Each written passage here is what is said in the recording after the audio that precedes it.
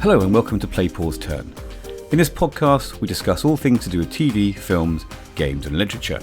We give our thoughts on the media we've been enjoying, old or new, and comment on anything topical. And we're hoping this podcast is quite topical. No doubt if you're a fan of this kind of media, you will have seen on all your social networks and news feeds Star Wars Celebration that went on, I think it was about 3 or 4 days ago it finished now, as a time of recording. And if you look at the title of our podcast, this one's called episode 25, Star Wars The Colon Wars, which is a really tenuous joke about how many colons there are in the titles of all these new Star Wars IPs have been released. If you don't get it, you don't need to laugh. I thought it was a joke, getting how old we all are now, and we've all got to worry about our colons, but I didn't realise it was about that. So many levels. Yeah. That's why I thought I had to explain it, because no one got it. So there you go. So today's host, myself obviously, and I'm joined by Alex, Mark, and Bobby. And to begin with, a very simple question, our usual icebreaker. I'm hoping my analogies work here as well. We'll see how it goes. Are you Star Wars hungry like a Rathtar, or Star Wars burnt out like a freshly buried Sith? Mark. I think I'm a little bit burnt out, if I'm honest.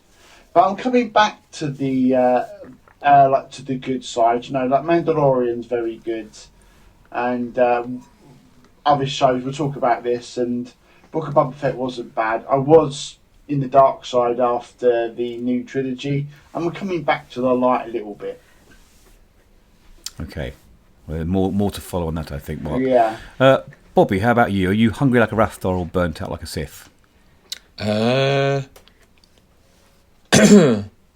kind of in the middle, because I thought I'd be really, really excited about Obi-Wan, and then it was released last Friday, and then I didn't watch it until Saturday, I think, maybe. I know I did watch it on the Friday night, but it wasn't like, you know, oh my God, like, because I was actually off that day.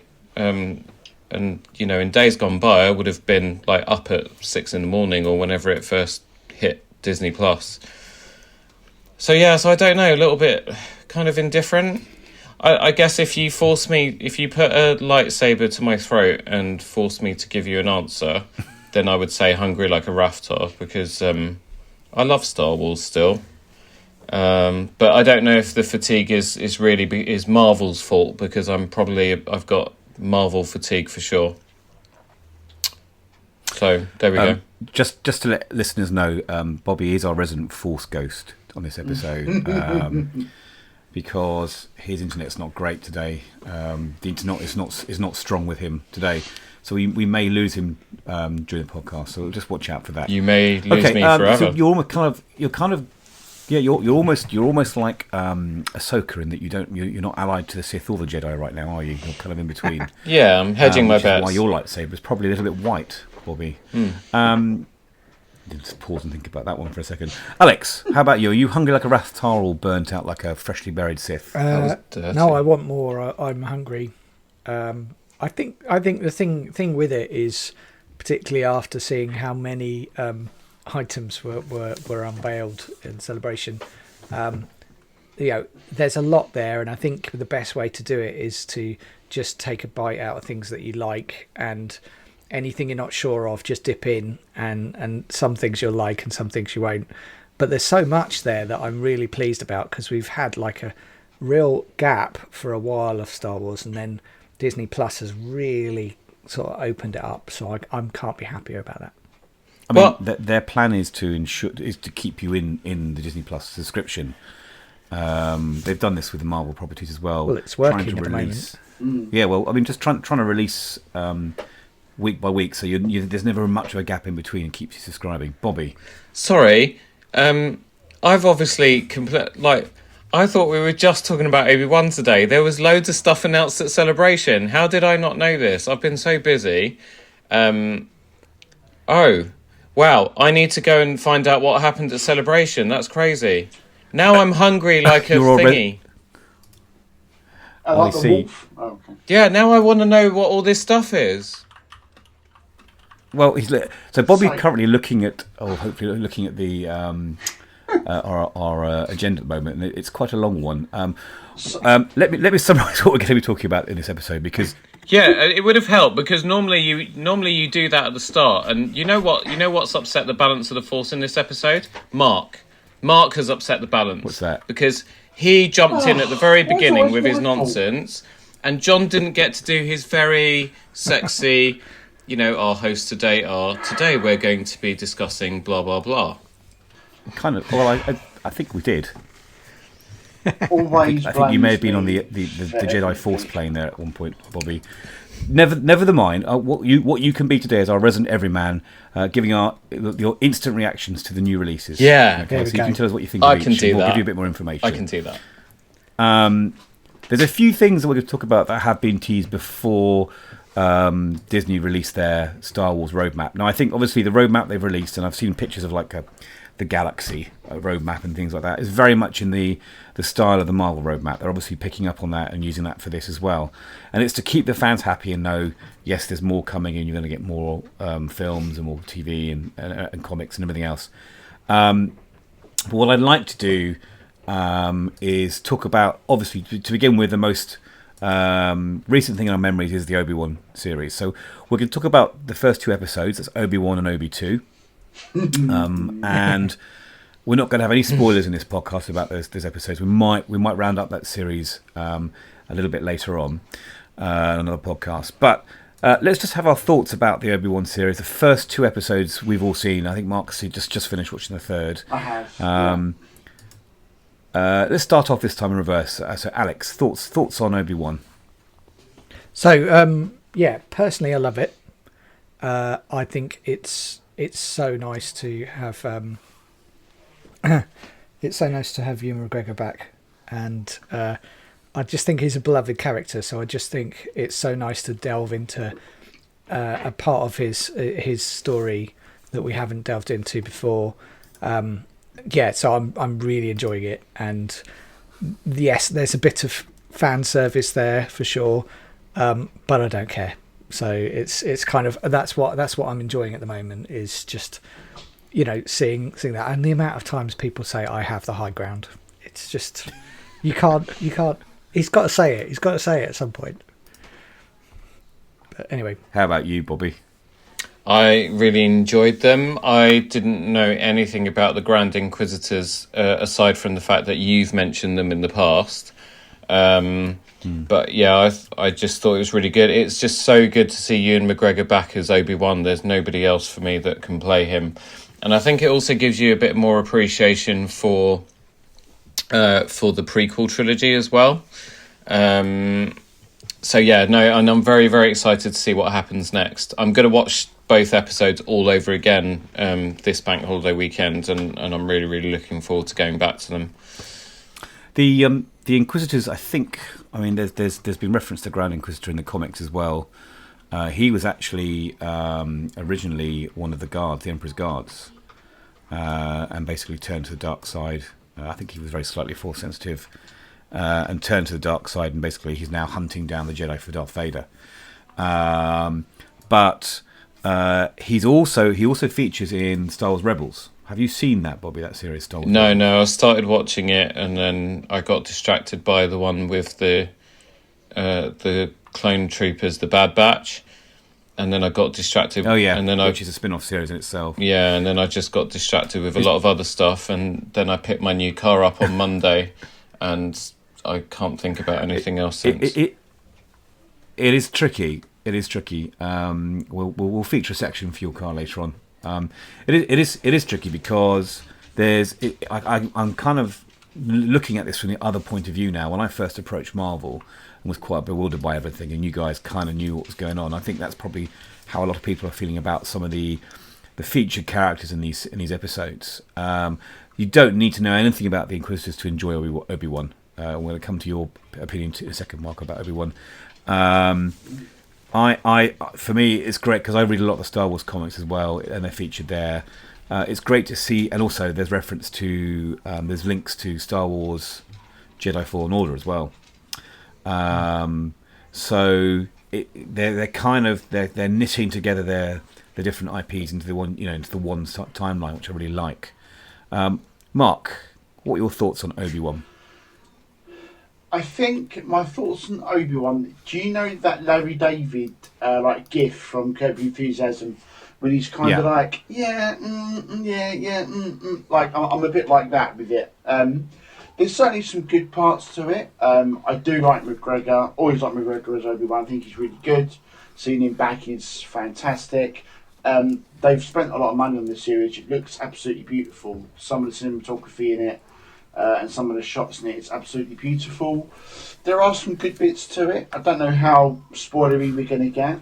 Not spoilery at all. Not spoilery at all. Okay. Yeah. The problem for me, much like as I said in our chat when we all first saw it, I just find it a little bit too predictable. And there are some really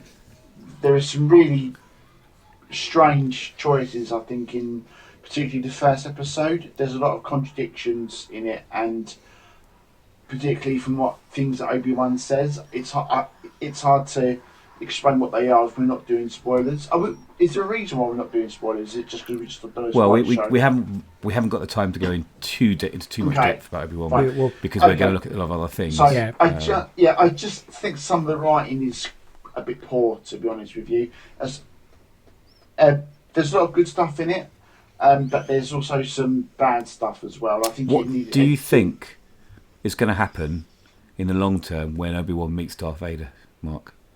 Can you guess? I mean, is there any way you can guess what will happen? Well, the thing is, right? Okay, so that's a fair point. So, okay, eventually, if you think about all the lead characters in this series, okay, we know what's going to happen to them, okay, but that doesn't mean that you can't have suspense and a good script and a good film, okay. Perfect example is Rogue One, okay. We all know what would happen. I think it's fine to spoil Rogue One. It's been out about 6 years. So Rogue One, right? Obviously Vader's in it. You know, you've got Jin's in it, Andor, which we'll come to as well, right? So we all know those characters are going to buy it, okay? Because if they don't, then where have they been? And it makes a continuity. But it doesn't mean you can't have a really, really good film. And for me, Rogue One is the best Star Wars. Like new Star Wars that's come out along with Mandalorian, right? And even though I know those characters are going to die, and I know they're going to get the plans, because if they don't, then there's no trilogy and that, right? Yeah, I still enjoyed it. I still thought it was a really well-made film.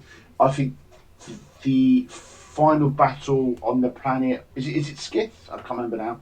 Scarif, sorry, yeah. The final battle in that, I think, is some of the best Star Wars action we've ever seen. I really, really, really enjoy it and love Rogue One, even though I knew the fate of those characters.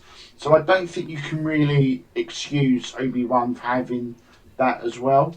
But it's just something, again, it's really difficult to talk about it without spoilers, but I did find some, especially what happened in the first and second episodes, I found very predictable, and that was disappointing. Do you not think that the challenge they have here, obviously the challenge is because obviously we know the ending of the story, and the challenge is this isn't a film, it's a TV series. If you chopped up Rogue One into episodes, you might have had the same thoughts initially. It probably wouldn't work, would it? Yeah. No. I suppose we've got to factor in we're only 2 episodes in, which is a fair point. We're only a quarter of the way. Obviously, I've just watched the third one, so I'm halfway through. It's a fair point. But then, first impressions are very important, and that's why they've dropped 2 episodes. And, yes. You know, it's interesting that you have this point of view. I mean, you had some really interesting ideas about what might happen. Yeah. In the story. Again, I'm happy to share them, but again, spoilers. I'm not sure if you want to do it or not. But we'll move on in a second. Yes. Let's delve into that when we do the full series review, because I'd really like to go into more detail for sure. Yeah, and I think that's more fairer to the show there as well. So, I don't want to be one of those people on the internet that just says, "Oh, it's terrible," and all that. You know, when you're only 2 episodes in and stuff. So, let's give it the full 6, and then we can talk about it. But I'm indifferent at the moment. See, I'm with Alex, and I enjoyed it a lot. But I think, I mean, obviously they're using the same sets from Boba Fett. And they've got to save their money in some respect, although they are using the volume. Yeah. I felt it felt much more like it was wish fulfillment going through with me. That the locations were more varied. It was nice to see some different, you know, the is it Dayu, the planet they go to? Sounds like a car, doesn't it? Yeah. I think it's Dayu. I can't remember what it's called now, Dayu or Dayu. That sort of crime-ridden world. I like that because it was kind of cyberpunky. It looked a bit like Coruscant but darker. I liked, and I again can't give too much away, but these are the things you see in the trailers. We've seen some of the Inquisitors from the trailers, and you know, you've got the different characters. I just thought I enjoyed kind of seeing where Obi-Wan is next. We all know he's hanging around on Tatooine for a long time, and you know, the fact that he's only 9 years before Alec Guinness's age is a little bit tricky. But perhaps things happen that make him, you know, he's looking after a kid. That's enough to age anyone, isn't it? Really, he's a teacher. Looking out for a kid, but I just it felt more wish fulfillment than Boba Fett and Mando. I do slightly agree with there's an opinion online at the moment that there's not enough new original characters and a lot of rehashing of old characters. But I mean, Kathleen Kennedy's come out this week saying that she can envisage the Star Wars franchise going on literally forever. If there's demand for it, she'll keep doing it. There's got to come a point where these stories are done, just like the Skywalker trilogy was pretty much done, give or take. Excuse me. So I do think there's room for new IP, and I think the High Republic will fill that gap eventually. And I'm very interested in Taika Waititi's new film. But I think for me, I'm going to wait a bit and see a few more episodes. But I love Ewan McGregor. I think he's brilliant in the role. And I'm looking forward to his accent becoming more and more Alec Guinness as the series goes through.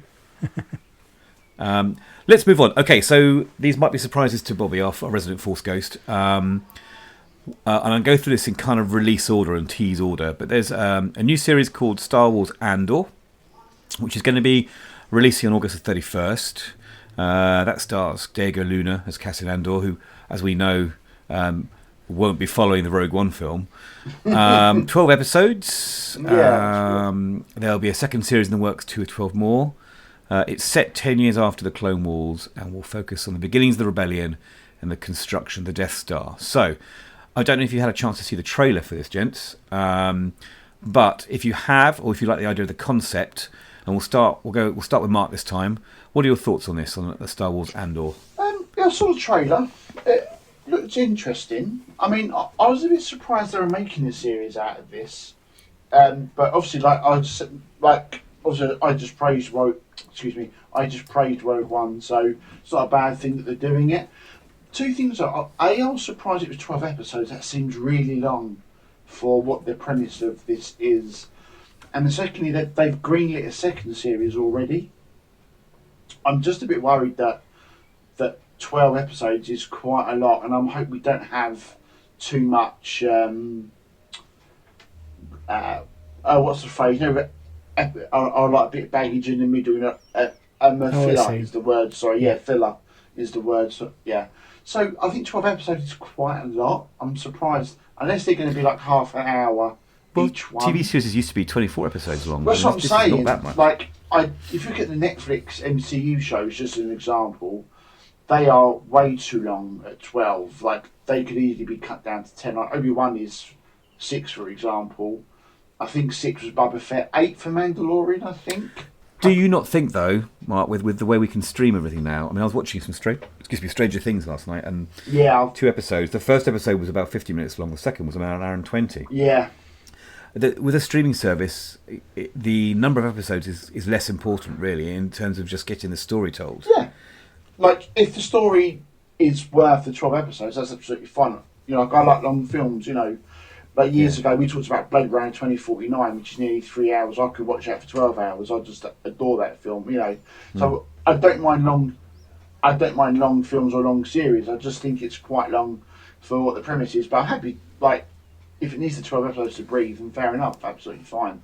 But I was surprised it was 12, and then they're doing another 12 as well. But, yeah, we shall see. Bobby, what are your thoughts on this? Yeah, I mean, again, like Mark, I was a bit surprised that, when they originally announced it, but I love Rogue One. It's one of my favourite Star Wars films after the original trilogy. and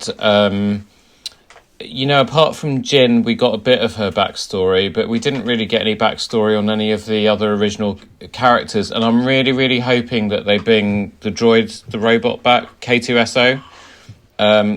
He was my favourite thing about Rogue One, actually. No, actually, Jyn Erso was my favourite thing about Rogue One, and then it was K2SO. I'm actually mildly excited about this, and it'll be interesting to get more background, because when Andor is first introduced in Rogue One, it's that very sort of clandestine scene, and there's that other spy or whatever he is, and he basically just shoots him in cold blood. And looks very callous. Well, and the story is exploring Andor's kind of growth. So at the beginning of the series, he's a bit of a nasty character, and in fact, he kind of reaches his peak redemption in the actual film Rogue One, doesn't he? But I think he's not such a nice character in this, and it's his journey to become a more morally good person, if that makes sense. Yeah, but I mean, to be honest, I think he had that arc in Rogue One, because he started off not very nice, and he was not very nice through most of it, and then it was just sort of the final, quarter or so after Jin's father died, or got killed rather, that he then seemed to soften up and be on the path to redemption. But as I say, I'm up for it. It's I really look forward to it when it comes out. So I will go and watch the trailer after this. Bring it on. Alex, thoughts? I'm really excited about this. Actually, I hadn't a particular opinion about it until I saw the trailer, and then I saw the trailer, and I just thought, actually, this looks interesting, because it looks like there's going to be a lot more depth to this than perhaps we realised. I am looking forward to that. This is interesting in that they're not filming this in the volume. Yeah, there's no stage. So they're actually using real sets. And obviously they've all finished it all now. I'm really intrigued to see what it's going to be like. Actually, they filmed it in Pinewood. So a friend of mine, he works delivering gas canisters to film sets, and so he's been passing me photographs secretly of the sets. So he's been taking photographs on set of the Andor series, which have been quite interesting. Yeah.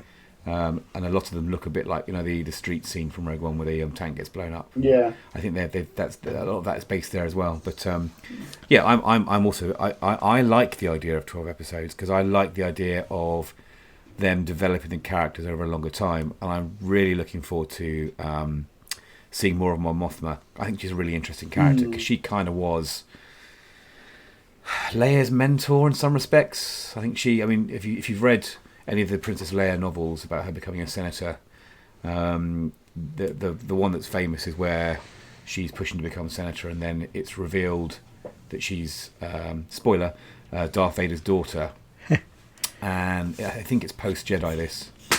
So she's not looking. She's a senator, but some of the her past is revealed, and it's a real blow to her campaign. Right. And I'm wondering how Mon Mothma would fit into all of this. But that looks really interesting to me, and I'm with you on the locations. They look really good as well. I really enjoyed the Icelandic location in Rogue One, which was the So Farm and places like that. But Mark, you have something to say? I was just going to say. A reason to be really hopeful for this is that it's been executive produced and run by Tony Gilroy, and Tony Gilroy was responsible for the reshoots on Rogue One, got into trouble, and they dumped Gareth Edwards, the director, and Tony Gilroy directed a lot of the last scene on Scarath as well at the end of Rogue One. So he come in and kind of saved that film. So the fact he's show running this, and obviously he has a relationship with the guy who plays Andor, is quite encouraging as well. So we'll see. Diego Luna. Awesome. Okay, so now we're gonna jump from TV and films to video games. I mean, this is part of our remit at Play Paul's turn. So the next reveal we're going to talk about is Star Wars Jedi Survivor. Mark, you're not so much of a gamer, are you? I am not, I'm afraid. No. So I may not be much use, unfortunately, for this time. But I'll come to Alex first and then Bobby. But so Star Wars Jedi Survivor, we've had a teaser shown for that, and it's the sequel to the frankly excellent Star Wars Jedi Fallen Order, which is the hidden Jedi Cal Kestis. And I think the opening scene of that game is on one of the scrap yards where they're I think they're taking apart some of the older Star Destroyers. Yeah, that's right. Really, I mean, I've played it to completion. I think you're playing it currently, aren't you, Alex? No, I played it to completion. I'm just replaying it now. Bobby? Oh, you're replaying it? I've had it on the Xbox One, I think it was, and now I'm going to play it on the Xbox Series X.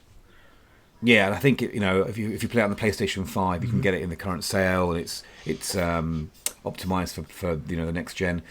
It's really, really good game. One of my favourite Star Wars games, and so it's going to feature Cal Kestis again, some sort of unknown antagonist. The trailer's really interesting. It looks like he's lost his lightsaber. He's on the hunt to find his team. The spaceship that features in the first game has crashed, and in the trailer you can just see a pair of footsteps walking away. We don't know whose footsteps they are. Perhaps they're Cal's or one of the team. Quite there's not much given away in the trailer apart from Cal and BD1 looking at this big tank with someone in it, which I don't know. Did you see who was in it, Alex? It's like a female. Yeah, it doesn't. They don't give it away. So yeah, looks really interesting. So yeah, Bobby, have you played the first game? So the first game, you do the train bit, right, which is almost like a training level. Yeah. And then you get to this planet, and it's very green, and there's waterfalls and stuff, and you sort of jump around. Is that Kashyyyk? Huh? Is that Kashyyyk? The guy I have no idea what. Kashyyyk with the Wookiees. I have no idea what it's called. This is very early. Oh no, I know what you mean. It's there's all the sinkholes. Say again. Bogano. Yeah. It's like a hub world, isn't it? Hidden. Yeah, it's a hidden Jedi world, but it's mainly deserted when you see it. But you've got a lot of platforming in there, haven't you? Yes. And you run around, and obviously it's really cool. I think that location is going to feature in some of the TV stuff as well. Yeah, and at the start, you can't do a lot because you need to learn Jedi powers to kind of open stuff up, which I quite like the idea of, but it's highly frustrating at the start because you just go, "Oh, I remember this. I'm going to go. No, I can't. I'm going to." Oh, when you play it again. Yeah. So it's one of those things. Plays well once. So anyway. So is that as far as you got, Bobby? That's as far as I got because, as Alex said, I was like, "Oh, I can go and do. Oh no, I can't. Oh, okay, I'm stuck. I can't get out of this. Sod it. I'm going to go back to playing FIFA." Okay, so not a hit for you, Bobby. I mean, the story's really good. It's beautiful, and I want to go back and play it. So I have got it installed on both the Xbox One X and I've got it installed on the PlayStation 5 because I own both consoles. And I am getting bored of FIFA because we're getting to the end of the season, so I need something to play, so I might as well play this since there's another one coming out. So I'm going to give it a go, and I will report back. Yeah, I'll report back in the summer. There'll be some stuff on the Inquisitors in the game as well, so it will help you with that storyline as well. So. Okay then. I really enjoyed it, and I can't wait for this next game, and it will be an instant buy for me, most definitely. Yeah. Okay, now another series that's been revealed, and I'm not sure this is a Star Wars : series. I think it's just being marketed as Ahsoka. Mark and Bobby, I don't know about you, Alex, but I think you've seen most of the Clone Wars and Rebels, haven't you? Some of them, yeah. Mark and Bobby, have you seen the Clone Wars series? I've seen bits, so I've actually, that was something I need to watch all the animated stuff. I'm going to ask you guys if you can give me like an order of what I should watch and like in what order as well. So watch the Clone Wars, then watch Rebels. Right. Okay. Fine. So I know a lot about it, but I've not watched all of it. But I know a bit about it though. Yes. So the Clone Wars starts off actually before the TV series. There are a couple of animated films as well, which are a slightly different animation style, but they are both excellent as well. And it kind of is if you've read, I've read Darth Plagueis as well, you see, which is the novel that leads up to this kind of, it's the birth of Palpatine and his political wranglings before he becomes Darth Sidious, and that's really interesting because the timeline matches the Clone Wars in some respects up until when he becomes senator and Naboo and everything else. But the Clone Wars kind of is the storyline of Palpatine politically moving everyone against each other, which we see at the end of the prequels, and it takes us through Anakin and Obi-Wan as generals, with clone troopers fighting against the separatists led by Count Dooku. But it's kind of pitched in almost like a 50s Pathé reel, 40s Pathé reel. So the beginning of each episode is, and here are the Clone Wars, and that sort of style, which actually works really well.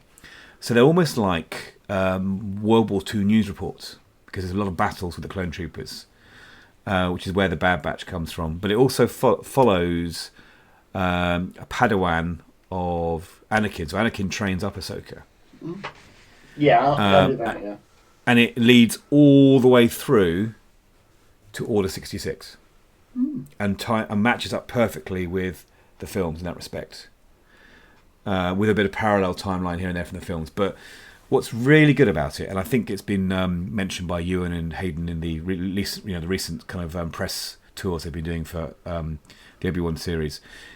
What it does let you do is it makes you. I use the word fall in love, but it makes you really passionate for the storyline of Anakin. Because Hayden got a lot of grief for his character in Star Wars, but you have to remember there's a lot of talented artists that were being forced to do things by George Lucas. And I think that's down to the director rather than the actors. But Hayden, it's not voiced by Hayden Christensen in the series, but it's a very good close sounding effect to it. But what the character does in the Clone Wars is really invest you in the character of Anakin and his relationship with Ahsoka. And I have to say this hand on heart now, that Series 7 of the Clone Wars, which is the final series, for me is the pinnacle of Star Wars TV. Of anything I've seen, even the original films, for me, the emotional battering it's such a good series that if you don't watch it, you're missing out big time. But obviously you want to lead up to it. And so for me, Ahsoka's my favourite Jedi because of the story that she goes through, and you kind of need to watch that series to understand why she's roaming like a Ronin in Mando and this new series, and why she has white lightsabers. There's a reason for it all.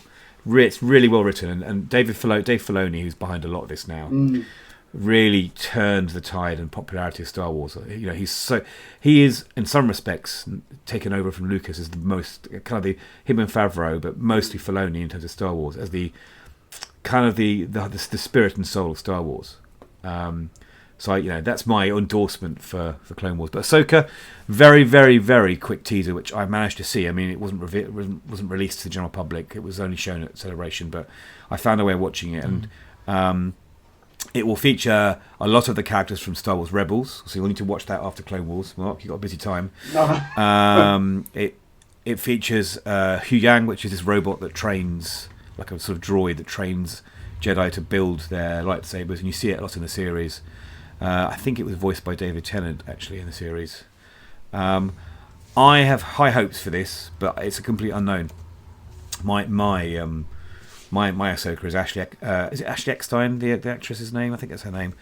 Her voice is who I know as Ahsoka, and obviously it's goodness me, what's the actress's name? Rosario Dawson. Rosario Dawson. Thank you. Oh, right. She was excellent in The Mandalorian, I thought, and a good kind of follow-on. But I'm gonna have to wait and see how the series pans out before I make any judgments. What are your thoughts, Bobby? So, about this? Is Star Wars the Clone Wars? Is that the one that came out originally, like years and years and years ago? Yeah. Okay, because a couple of like feature-length animated films. Oh, maybe it's the feature-length ones that I've seen. Then I've seen bits of the Clone Wars, so I've seen like Ahsoka's showdown with Darth Maul when he comes back. Yeah, that's brilliant. Yeah. But so I've seen clips of it on YouTube, but again, it's just time. Like, I don't have the time to invest in all of it, So I would like to revisit them. I don't like watching things on my mobile, but I think the only way that I'm going to be able to catch up on all this stuff is to download it all and just watch it on my phone, as I'm going about my daily stuff.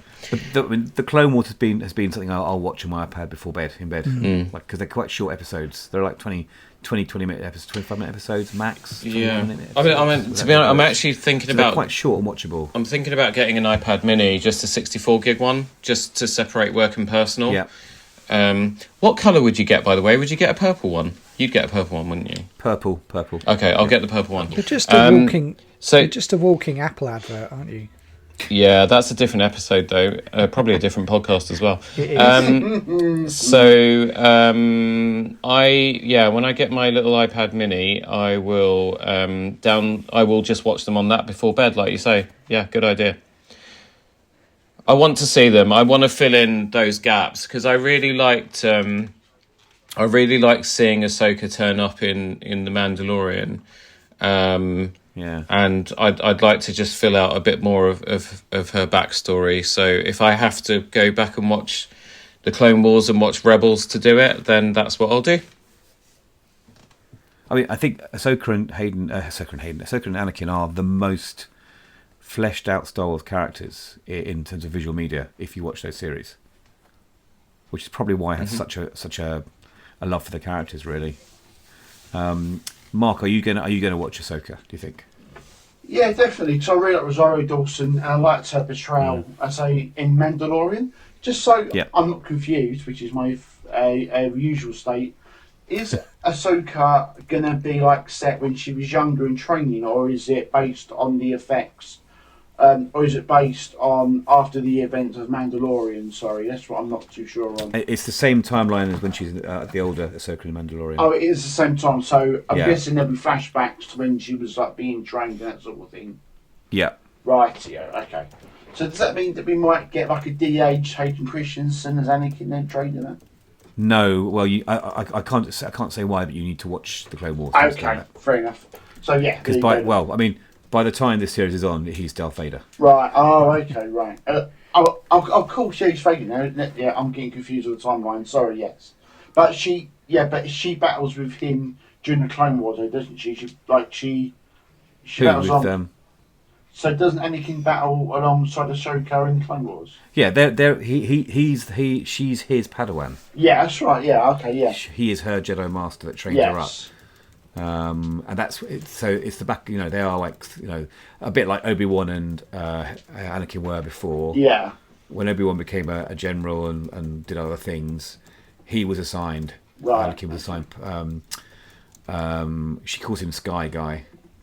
He calls her Snip. And so there's this kind of really, it's a really nice relationship. It's really worth watching. And I'll say it again: Series 7 is the most stunning Star Wars TV series I've ever seen. But and it's a cartoon. You need the backstory, otherwise you're not going to make any sense. That's the problem. No. But yeah. And sorry, go on. No. So I'm just showing how I need to update on all this and that sort of thing. So am I right in saying then that there is in the animated shows there's kind of a reason why she's not in the prequels? Is there a continuity as to why she's not in it? Is that right? In the prequels? Well, as in, because we see the Clone Wars, don't we? But if you have to remember in the prequels, Mark, Anakin was sort of 9 years old. No, I mean in Revenge of the Sith and that sort of thing. Oh yeah, well the time, like I said, the timeline, the end of, I don't want to spoil it, but the end of Series 7 matches up with the prequels. Right. Okay. Fair enough. I need to watch it. It matches up so well, so seamlessly. Right. You've just got the genius of Dave Filoni to fit it all in perfectly. So you've got to watch it. Right. We do need to move on. Yes. We may end up. I think the Force is becoming weaker. We may end up losing our Force ghost, Bobby, at some point. But we'll ask him next. So the next thing that's been announced that's got very little detail really is something called Star Wars Skeleton Crew, and the big tag for this was it's going to have Jude Law in it. Although when I watched the reveal at Star Wars Celebration, there wasn't a major clap or applause for the name Jude Law until the host said, "Hey, seriously, guys, Jude Law," and they all screamed, and I heard a voice behind the camera saying, Who's Jude Law? Isn't Jude Law in everything now, though, isn't he? Yeah, well, I think. I mean, he obviously he's worked for Marvel, for Disney before with Captain Marvel, hasn't he? Yeah, and Fantastic Beasts. Yeah, that's right. And he, great actor. I think it's going to be great to have him in it. Now, to help out Bobby, who doesn't know what this is going to launch in 2023. It's created by Spider-Man No Way Home's John Watts and Christopher Ford. I think were the scriptwriters, weren't they? I'll have to fact check that. They're going to follow a group of 10-year-old kids from a small planet who get lost in that galaxy far, far away and must try and find their way home. It takes place after Return of the Jedi and will fit in with the Mandalorian and Ahsoka timelines. Now,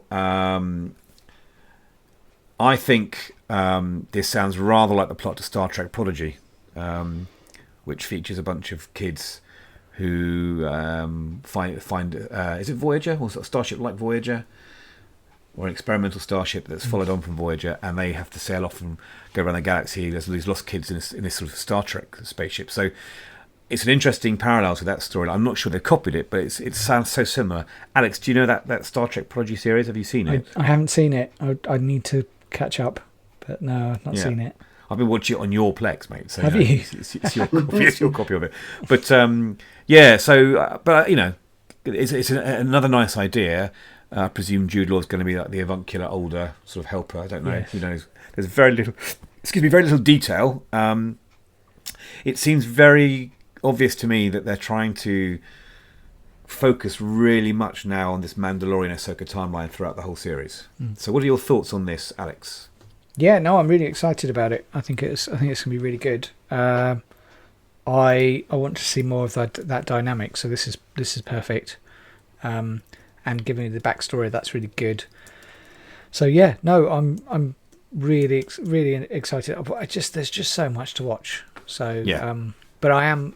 The thing is, there's got to be reasons to watch as well. You can't just see samey stuff. And it looks like they've taken like really interesting aspects. So they've gone, we'll delve into that one now. We'll delve into it, and I think that's really good. It shows that they've kind of planned it well. They've obviously got a lot more coming, but they're still giving really meaty things at this point, which is great. I mean, there's the kind of teasing on the periphery of perhaps bringing in, as we talked about earlier on in the podcast, just bringing in some new characters and setting up some younger characters that they can then develop later on. I think they have to, because it won't. They have to. It won't work for, you'll have the diehard people who love to know about the original stories, and then you're going to have other people that just go, they're not interested to me. Why am I going to? So they have to get the new people involved. Well, so I think they've got. Oh, gone. Sorry, just to interrupt. To be morbid, they've got another 30, perhaps 40 years. They've got be able to time, but it's just. Well, I mean, it's about think about our age. It's about streaming, though. It's about getting you in early. Yeah. And the thing is that's why sort of some of the animated stuff is focused on that. And I think that's why I was so annoyed that my daughter didn't get into Rebels. I was like, come on, this should be really good for you, but it's really. I know. She didn't like it. Bad Batch went better. But again, didn't stick. But I was like, hey, let's watch Bad Batch together, and that worked for a few episodes. And then she was just like, meh. I think I'm like your daughter in terms of Star Wars Resistance, that TV series. I could never get into it because I just wasn't invested in the characters as much. Yes, it is hard. Star Wars Resistance, Mark. Do you know about that? Sorry, say again. Big pardon. Star Wars Resistance is another 3D animated series, but it's set kind of around. Yeah, it's based more on the characters from the sequels. The Finn and Rey and all that lot. Oh, okay. As much as and I know you're not a big fan of them, as much as I like the sequels, I just wasn't invested enough in the characters to enjoy Resistance, and I'm sure I might give it another go. But I find it really interesting there's no mention of that in this celebration at all, no follow-up. And I think personally, probably the viewing figures match that globally. I'm not sure how popular it was. What are your thoughts on Skeleton Crew, Mark? Not that interested. I think it's more that to me, like the premise of it and what they're going to do. That sort of sounds like to me it's going to be like a young adult sort of thing, which is absolutely fine. So I don't think that's going to be quite for like us guys. But if it gets good reviews and stuff, I might have a watch, but not that fussed with it, if I'm honest. It feels a bit Disney Juniors, so Yeah, it which feels is a bit fine. like that, which is okay. But I get absolutely, what you yeah. mean. Yeah, I'm Well, not sure it's going to be for us somehow, but Well, that's the beauty of Star Wars, that there's different age groups that can enjoy it. Absolutely. I mean, George Lucas always wrote Star Wars for children, not for grown-ups. Yeah. And just got lucky, I think. Okay, so let's talk about Mando. Season 3 is looming. There's this conflict coming up. Hold on, one second. This conflict with Bo-Katan. Hold on.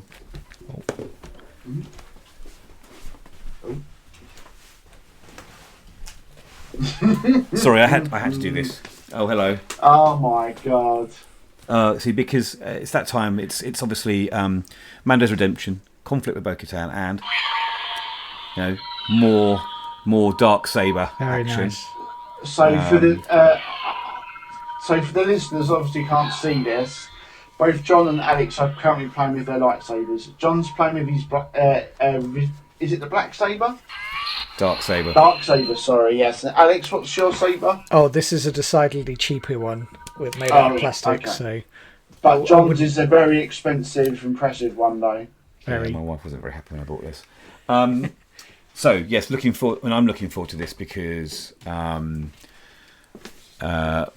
Disney were very clever in that they got Katie Sackhoff in to play. Oh, Yes. Sorry, I didn't realise that was still on. I just thought, oh, good. Anyway, right, let's put it This down. is inevitable on a Star Wars podcast. So they actually got Katie Sackhoff in initially to do the voice of Bo-Katan for Star Wars Rebels, and they then, because she's an established sci-fi actress, of some repute. I mean, she's brilliant in Battlestar Galactica. I've seen Another Life, which is on Netflix, which is okay. She's very good in it. It's fine. It's fine. She's very good in that as well. I think she's got a good reputation as an actress. So it's really good that we're going to see her as live action Bo-Katan as well. She's quite underrated, isn't she? Well, we saw that at the end of Mando 2, didn't we? Yeah, she's a little bit underrated. I think she's really great. Like in all the stuff I've seen her in, she's been good. I think she's one of those underrated people that's in stuff but never. Well, she's a big sci-fi fan. She is a big and sci-fi I think fan. she may have shoehorned herself into a particular genre, and maybe that's half. But even so, I'm looking forward to it because obviously, again, if you watch Star Wars Rebels, Mark, yes, have you seen it, Alex? Star Wars Rebels? Yeah, I've seen some of it. I haven't seen all of it. So a lot of the sort of the Mandalorian lore in Star Wars Rebels, and the different factions of Mandalorians, that's very much heavily featured in Rebels. So again, to appreciate season 3, Mark, you need to watch Rebels as well. I've got a lot of homework, haven't I? You have, yeah. Alex, what are you looking forward to, Mando? Totally. Mando 3. Yeah. I'm really looking forward to it. Good. They've set it up so well, haven't they? Yeah. Yeah. I do hope it calms down a bit from some of the things they popped in, but I do think it's because it kind of keeps one-upping itself to the point where you end up going, right, we've got to stop, we've got to. But I think it's really good. I'm really much enjoying it. How about you, Mark? Yeah, I'm obviously I really enjoy this series and I'm really interested in it and I think it'll be good. What I'm interested in actually is what I think will be good is to see what Carlo Esposito's role is in this series. Carlos Espositos. Plays because he's spared, isn't he, by Mando? Yeah, he was spared. What else is his character's name again? Sorry. His character. I can't remember his name. It's Moff something, isn't it? Yeah. Moss Gideon. You keep talking, I'll look it up. Is it Moss Gideon? No. Yeah, it might be Moff Gideon. Gideon. Moff Gideon. Yeah. You might be right actually. Yeah, it's Moff Gideon. Thank you. Oh my god. Giancarlo Esposito, his name is actually. My false powers nearly deserted me there, but I got it back just at the end. So so I'm interested in him because he's kind of been like I like the villain like in the background. Obviously, like he's in both series and that sort of thing.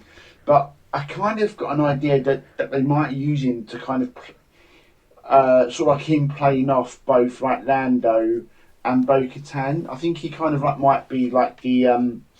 He's the main antagonist, you think? Yeah, he's the main antagonist, but I think he's going to be like a really good at manipulating as well, because Lando doesn't want to be the in charge, and you can't give the sword away because it's got to be one in combat as well, hasn't it? Because obviously he fought for the sword in that episode of Boba Fett. So I think the main focus for season 3 is going to be Mando getting his Mando status back. Yeah. So if you remember the what's the word? The blacksmith lady. Yes. Saying, have you ever taken your helmet off? Yes. Oh, then you're no longer a Mandalorian. That's right. You need to go back to the underground sort of mines of Mandalore and do the trial of whatever it is to earn it back. So I think on the way there, I'm excited for this because it means a few more locations. He's going to have lots of adventures on his way before he, his redemption is done. But one of those things is the dark saber. Now, not to spoil Rebels too much, but the lore behind the dark saber is whoever wields it and wins it in battle becomes the leader of the Mandalorians. That was it, yeah. So, and obviously, Bo-Katan was expecting to have that for her as the leader, but she now, through the law and the honour of the Mandalorians, can't just say to Mando, "Oh, cheers, mate, let's have it." Then she has to take it off him in battle and kill him to get it. Basically, that's the way it works. Battle to the death, and then you. So that adds that because they were allies in season 2, so kind of adds this kind of tension to season 3, and how's that going to happen? So. Any thoughts, Alex, on that? No, honestly, I'm a bit. I think I'm just a little bit overwhelmed with all the Star Wars stuff. Yeah. But there's. I think it's going to be good whatever they do, because they have set the bar really high, but they've also delivered on it. So I feel confident that it's going to be good.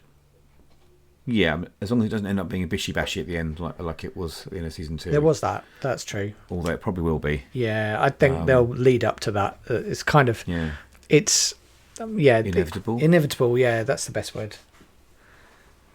Yeah, I think that's just the Favreau way, isn't it? Yeah. The Favreau kind of Disney way. I think you're right.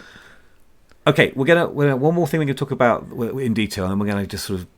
We've got one thing from Alex at the end we want to discuss because it's quite important, and I've seen his Batu mug, so I know what he's up to because he's been somewhere very special.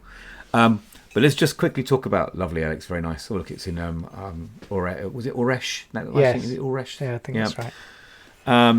The Star Wars language, the Star Wars alphabet.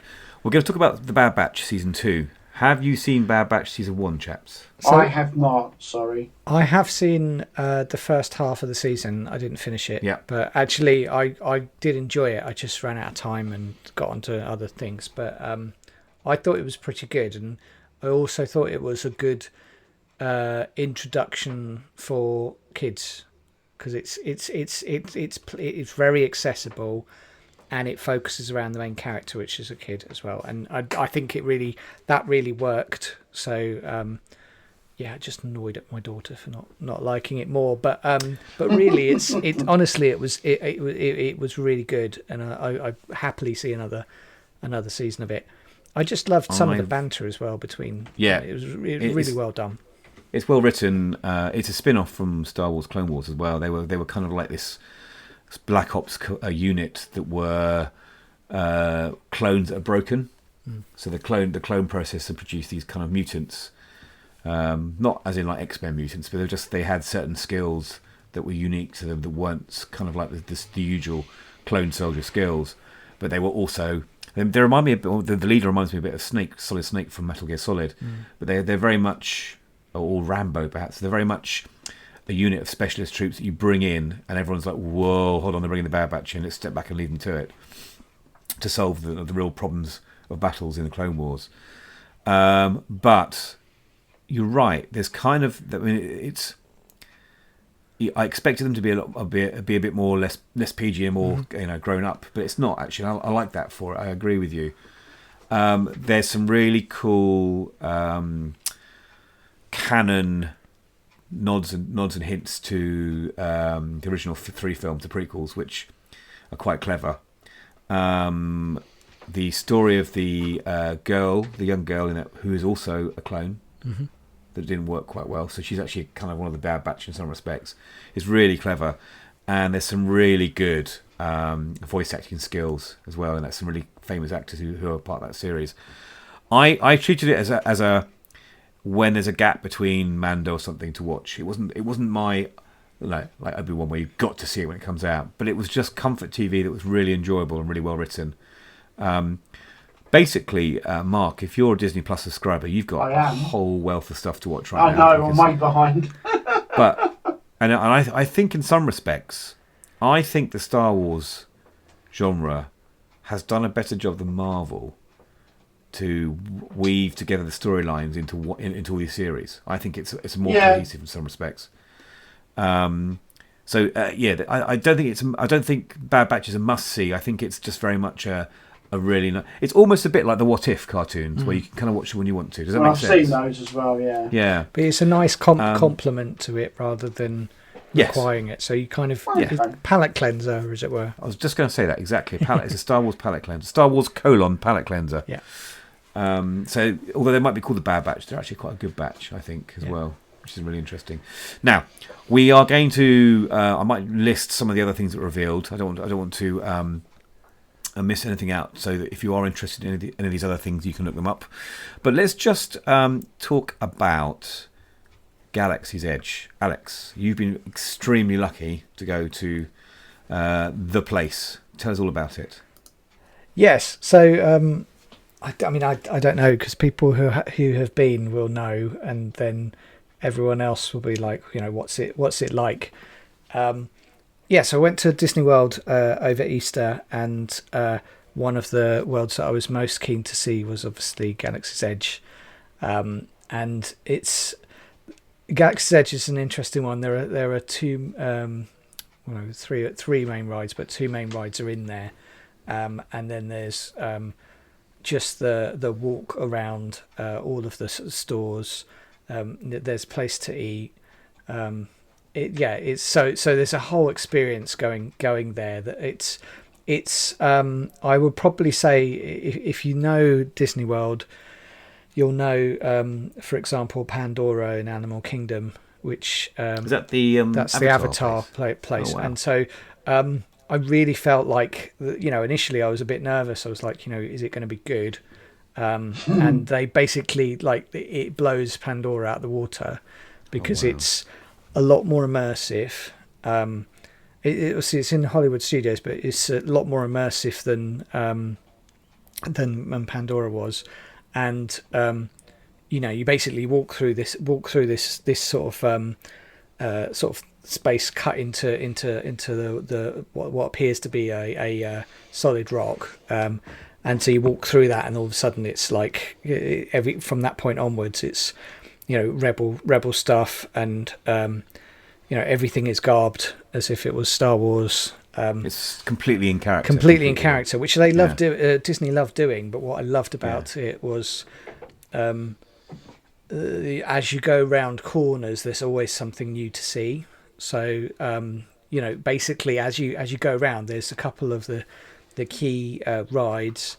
There's also like a walk around the Millennium Falcon that you see, which is amazing. And they have they'll have cast members there, obviously as Rey and all of the main Star Wars characters.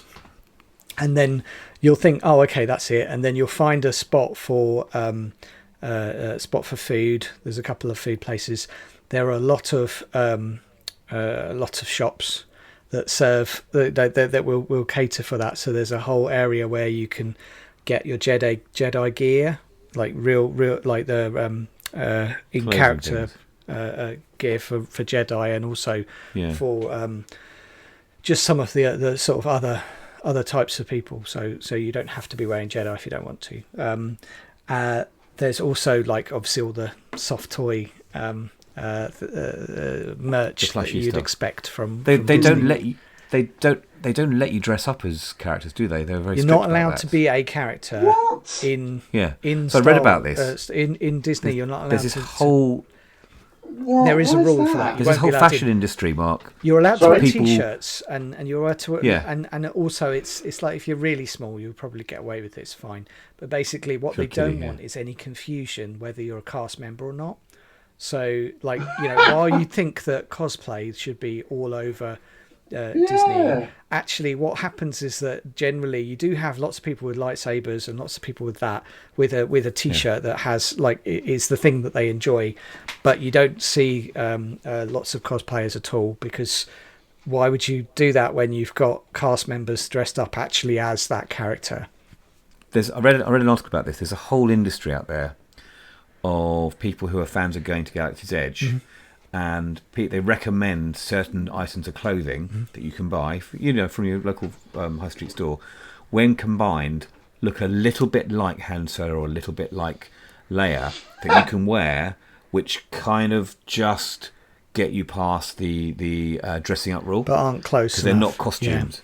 And so you might have seen some of those people. But Yes. I've read about this. It's fascinating where people cosplay in normal clothes that look a bit like Rebel outfits or Han Solo's outfit or Lando's outfit. Yeah, honestly, it was fascinating. It was brilliant. One thing. Carry on anyway. Sorry, Alex. One thing. No, you're quite right. One thing. I mean, the Millennium Falcon's sort of basically towards the end. So you walk through shops, and even the loos are themed for this. So they've just gone to such an extent.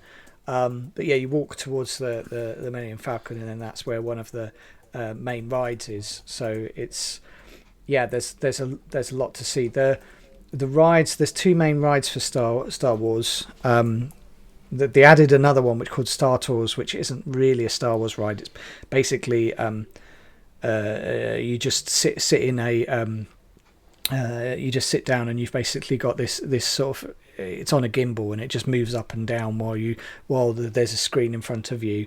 But that's not really part of it.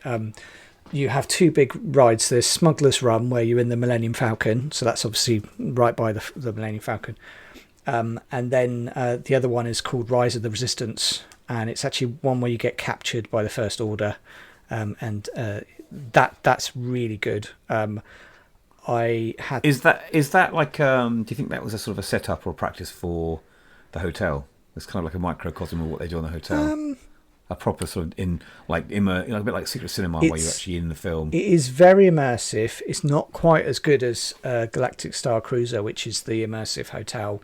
But the thing is that while Smuggler's Run, you basically go into a replica of the Millennium Falcon, and then you go into the cockpit, and you sit there, and you're basically, you've got buttons to press and things to toggle. Most of them don't do anything, but the interesting thing is, if you steer really badly, you can actually crash the ship, and cool. it will rumble around a bit more. Will it end the ride early? It won't. You do that, it won't, but it will. Like your journey will just be a lot rougher, because you're doing such a bad job shooting all of the things. Pardon me. So Smuggler's Run was what I would call more like a fairly like a traditional ride, in that there's a screen, and although it's really immersive because you're on this sort of completely axis gimbal that gives you the experience of flying. Rise of the Resistance is really effective, because it's a one of the new dark rides that don't have. They're like a coaster, but without actually it's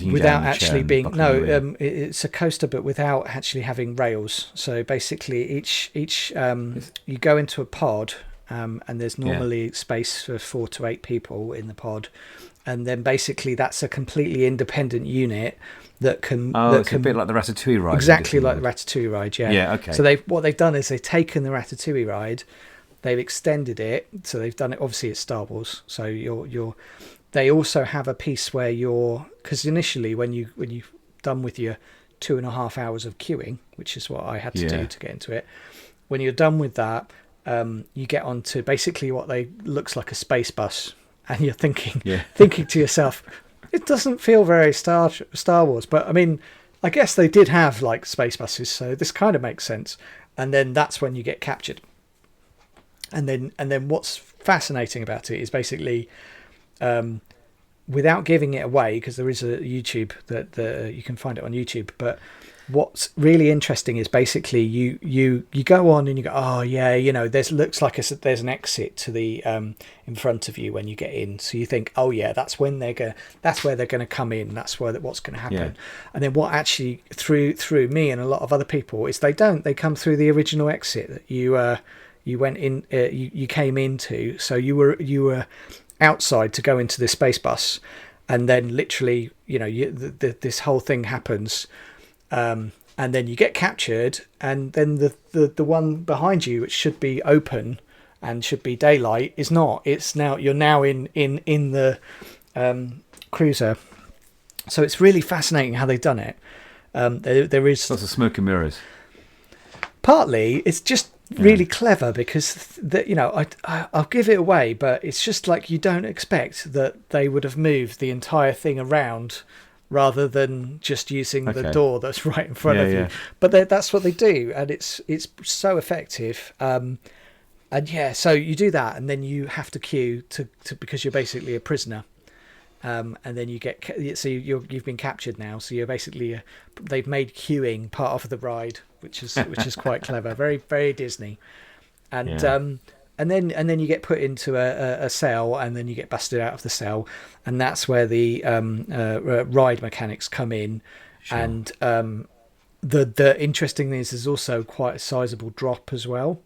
So they first of all they take you out and you're like right at the foot of these massive AT-ATs that they've got, and you just think, so is it 3D glasses and projection screens? No, it's not. This is all it's all physical. Real effects. There are a lot of screens for various things that are happening, but there's also quite a lot of physical effects. So you'll see like these massive guns that you weave around, and these guns will come straight in front of you and then come out the way just in time. And yes, there's a screen on the other side instead of space, but yeah, a lot of it is there's real real stunts and things that you see happening. So yeah, it's absolutely fascinating. And then of course it weaves around, and then there is a drop as you escape from space, which I wasn't expecting. I hate drops. I found that out when I went to Disney, because you get to a certain age, and basically my body does not like feeling weightless. And if you do that on roller coasters and stuff, then obviously you're going to feel weightless quite a bit. But anyway, but it's just so impeccably done. If you aren't going to go and you want to experience it, go to YouTube and watch one of the POV videos. And honestly, you'd enjoy it, Mark, because it's one of those things. Yes, you're a it's a bit shaky because it's obviously being recorded on someone's phone. But it's really it's really good. It gives you an idea of the length that Disney have gone to for this. Honestly, if you are going to Disney, it's definitely worth seeing. You only see it at Disney World at the moment, but it will come to the other Disneys in time. I'm sure it will. Yeah. Well, either that or we start saving, but still playing the lottery to try and get onto the Galaxy Cruiser as well. Yeah. Well, thank you, Alex. We're obviously both insanely jealous of you. It's an amazing holiday. Yeah, I had a good time. I had a very good time. Just before we finish, just for our purists, our completionists here, I just very quickly want to list all the other reveals, if you are interested, before we finish off today. The most recent thing that came out actually was there's going to be a Yoda series in the comics, which I'm very excited about, a 10-issue series. They also revealed trailers for a new TV series about Willow, which is brilliant. They mentioned Indiana Jones 5. I saw the Willow trailer. I did see that. Yeah. Sorry, just fell in. Yeah, all right, yeah. Which looks good, and I think it's set in a sort of similar time frame since the original one, because we're at a similar age. It's one of the most famous Star Wars actors. I've forgotten his name. What's that? Help me out here, guys. I don't know what I'm. Sorry, I can do Willow. Warwick Davis. Yes, Warwick, that's it. it. Warwick Davis. Oh, right. Warwick Yeah. Davis. Indiana Jones 5. There was a reveal of a Lego Star Wars BD-1 robot from the Jedi Fallen Order games to pre-order. They mentioned Knights of the Republic 2 will be out on Switch, which I've read recently is going to have an updated, improved ending. Because if you ever played the Knights of the Republic games, KOTOR 2 had a bit of a troubled development. They actually made it in about 13 months, and so it was a bit of a rush job. So it looks like the Switch version is going to have a extended, better ending, which is very exciting. There's more High Republic comics, and in another podcast I'll talk about my love for the High Republic, which is really good as well. George Mann, who is an author I've reviewed in the past for his Sherlock Holmes spin-off books, is doing a Battle of Jeddah audiobook. We haven't mentioned Star Wars Visions Volume 2, which is coming out. Which, it's a nice extra. There's going to be an animated anthology series featuring Ahsoka, Count Dooku, Qui-Gon Jinn with Liam Neeson coming back to do his voice, called Star Wars Tales of the Jedi. I feel like that's going to be Star Wars' version of What If. Not as in a parallel universe, but they are one-off anthology episodes with some of the characters from the past, which is exciting. And I think most importantly of all, and a great one to finish on, there's going to be a Lego Star Wars summer vacation movie. And the poster for that has a beach ball, which is actually a Death Star. I mean, end on a high here, chaps, but I'm looking forward to that. My son will love that. He loves the Lego Star Wars stuff. You forgot one more, John, which is the Orville. That comes out tomorrow, doesn't it? Which comes out tomorrow on Disney Plus as well. That's more Star Trek than Star Wars. I know I'm really mixing the memes. Sorry, but that's on Disney Plus as well, though, isn't it? It is, yeah. Because it's Hulu in the States. It will be on Disney Plus, so you won't. I'm a big fan of the Orville, so I'm looking forward to that as well. Also, completely off topic, but The Boys is on Friday. Can't wait for that as well. So much to watch. Yes. Okay, I think before we get our lightsabers out again, I think we've reached Star Wars saturation, and we're approaching burnt out Siths now. So just a bit of housekeeping before we go. You can find myself on Twitter at John P.R. Evans, and you can find Alex at Alex Hansford. And Mark still refuses to go on Twitter, which is not a good thing. Twitter is the work of the devil. There we go. You can find our Play Pause Turn account at Play Pause Turn, and also you can go to our website to listen to the audio live as a streaming service at playpauseturn.show. And I don't mention this very much, but if you are listening to this on something like iTunes or Spotify, do rate and review our podcast. Yes. It does help us get to more listeners who get to hear the sort of irreverent nonsense that we go on about. And before I sign out, come on, let's have one last reveal. There we go.